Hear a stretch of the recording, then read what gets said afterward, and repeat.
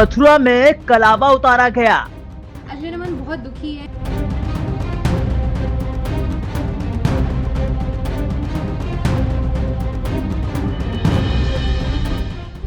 कर्नाटक में जनेऊ उतारा गया।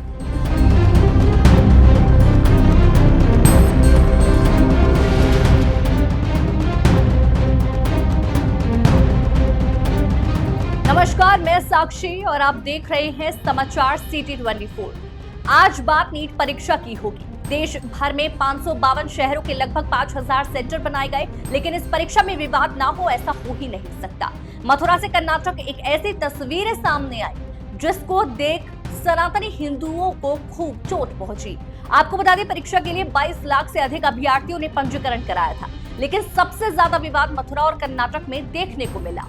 कर्नाटक के कलबर्गी में रविवार को नीट परीक्षा केंद्र पर प्रवेश से पहले ब्राह्मण समुदाय के कुछ छात्रों से जनेऊ उतरवाने का मामला सामने आया है।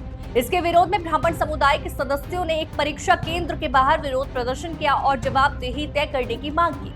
ब्राह्मण अभ्यर्थियों को परीक्षा हाल ही में प्रवेश करने से पहले या तो जनेऊ उतारने को कहा गया या उसे काट दिया गया। इससे गुस्साए ब्राह्मण समुदाय के सैकड़ों लोग परीक्षा केंद्र के बाहर एकत्र हुए, नारे लगाए और धरना प्रदर्शन किया।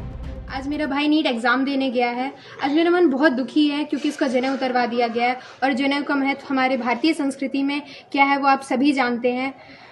और जनेऊ उतरवाकर हमारी संस्कृति का मजाक बनाया गया है। किसी भी धर्म का इस प्रकार अपमान नहीं होना चाहिए। मैं इसके सख्त खिलाफ हूँ और मेरी आप सभी से यही विनती है कि इस पर विचार किया जाए कि ऐसा करना आवश्यक है। वहीं दूसरी तस्वीर यूपी के सामने आई, जहां भी इस नियम का खूब विरोध का सामना करना पड़ा। यूपी के 60 शहरों में नीट यूजी 2025 की परीक्षा संपन्न हुई। सुबह 11 बजे से 1:30 बजे तक अभ्यर्थियों को एंट्री दी गई। इस दौरान कई छात्र बाहर ही रह गए। एग्जाम सेंटर्स पर अभ्यर्थियों को कड़ी जांच से गुजरना पड़ा।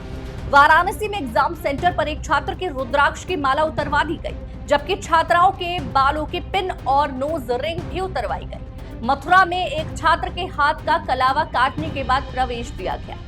बहरहाल सबके मन में एक सवाल है। साधु संतों ने इस सवाल को उठाया, आखिर जनेऊ और कलावा से कोई कैसे नकल कर सकता है? पहले से बहुत ही ज़्यादा स्ट्रिक्ट थे, पुलिस वाले थे और टीचर्स भी एक रूम में 4-4 थे।